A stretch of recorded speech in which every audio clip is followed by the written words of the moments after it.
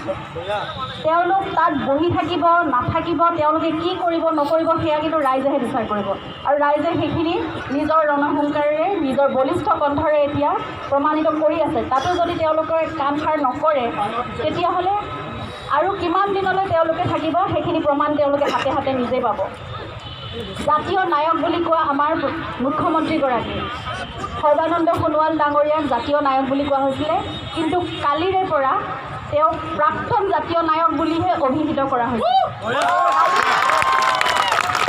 কালি আমি প্ৰতিদিন টাইমৰ এটা টক শ্ব'ত থাকোঁতে সমুজ্জ্বল ভট্টাচাৰ্য ডাঙৰীয়াই কৈছিলে যে পবিত্ৰ বস্তু সদায় পবিত্ৰ স্থানতহে থাকে। তেওঁ সেই পবিত্ৰতা হেৰুৱাইছে আৰু তেওঁক আমি জাতীয় নায়ক বুলি অভিহিত আমিয়েই কৰিছিলোঁ।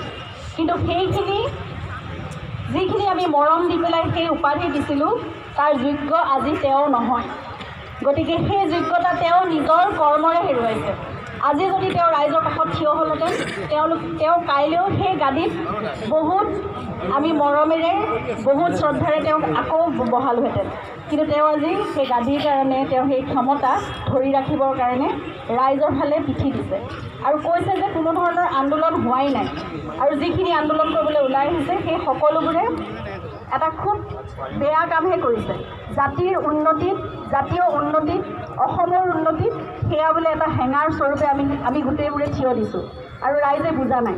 ঠিক আছে, ৰাইজে ইমান কোটি কোটি জনতাৰ এজনেও বুজা নাইনে? অকল বিজেপি চৰকাৰেহে বুজিছে নেকি বিধেয়কখন কি?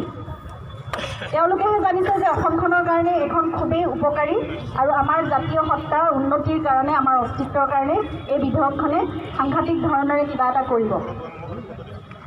কিন্তু আমি ৰাইজে কোনেও বুজা নাই, একোৱেই নাজানো। আমি ইমান অজ্ঞানী, ইমান মূৰ্খনে গোটেই ৰাইজ, গোটেই অসমৰ ৰাইজ।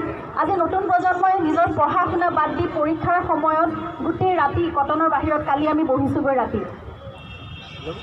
তেওঁলোকে অবিৰতভাৱে নিজৰ অৱস্থাপন তেওঁলোকে প্ৰমাণিত কৰিছে, অভিহিত কৰিছে।